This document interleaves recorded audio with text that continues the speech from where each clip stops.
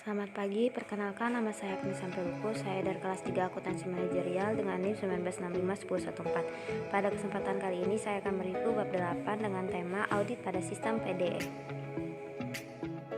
Baik, selanjutnya saya akan menjelaskan tentang komponen sistem PDE. Sistem PDE atau pemrosesan data elektronik atau EDP, Electronic Data Processing, adalah sistem pemrosesan data yang menggunakan teknologi telekomunikasi dan komputer.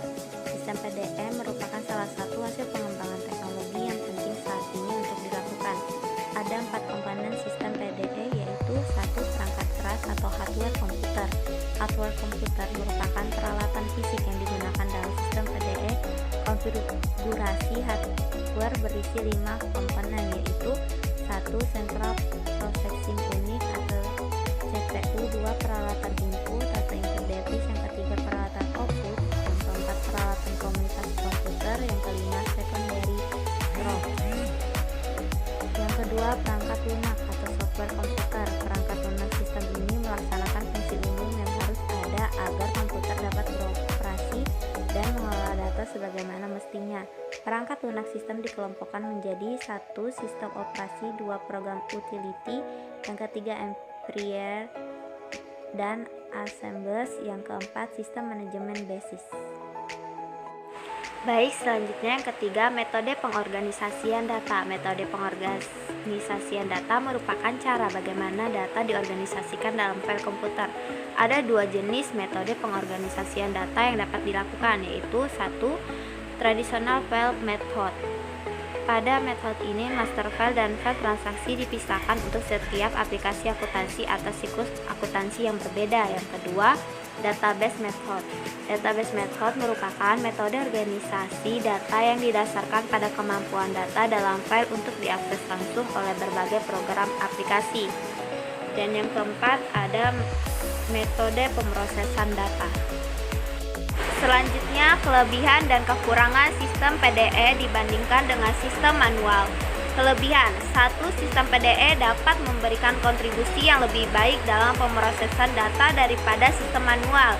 Yang kedua, sistem PDE dapat memberikan laporan akuntansi yang tepat waktu dan lebih efektif untuk pengawasan dan penilaian operasi daripada sistem manual. Yang ketiga, sistem PDE dapat mencegah kesalahan perhitungan dan penulisan data transaksi yang sering terjadi pada sistem manual. Dan yang keempat, pada sistem PDE ada fungsi pengendalian yang dimaksudkan secara read up ke dalam komputer.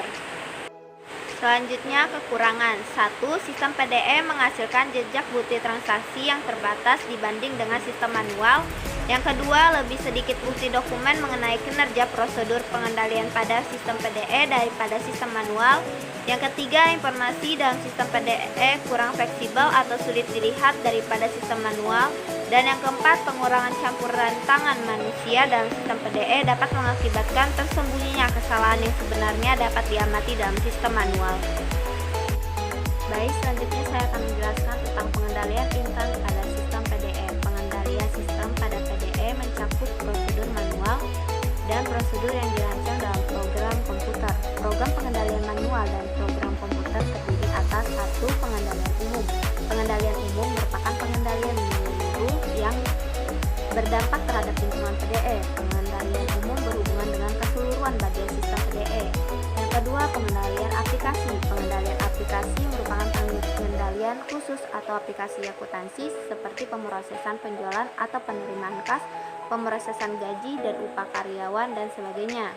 Ada 4 jenis pengendalian umum dalam sistem PDE, yaitu 1. Pengendalian organisasi dan operasi, yang kedua pengendalian perancangan sistem dan dokumentasi, yang ketiga pengendalian hardware dan software sistem, dan yang keempat pengendalian akses untuk mencegah penggunaan peralatan PDE, file data, dan program komputer tanpa operasi. Baik, selanjutnya saya akan menjelaskan tentang penerapan standar auditing PDE. Standar umum pertama menyatakan bahwa auditor harus merencanakan dengan baik termasuk audit klien dengan sistem PDE. Berkaitan dengan ini, maka auditor harus mempertimbangkan hal-hal: 1. Luasnya penggunaan komputer dalam setiap aplikasi akuntansi, yang kedua kompleksitas operasi komputer klien, yang ketiga struktur organisasi kegiatan pemrosesan komputer, dan yang keempat kesediaan data dalam hard copy dan komputer reliable form, yang Kelima, penggunaan tab atau teknik audit bergantung komputer untuk meningkatkan efisiensi pelaksanaan prosedur auditing. Kelima hal tersebut dinyatakan dengan jelas dalam SPAP 311 dalam paragraf 9.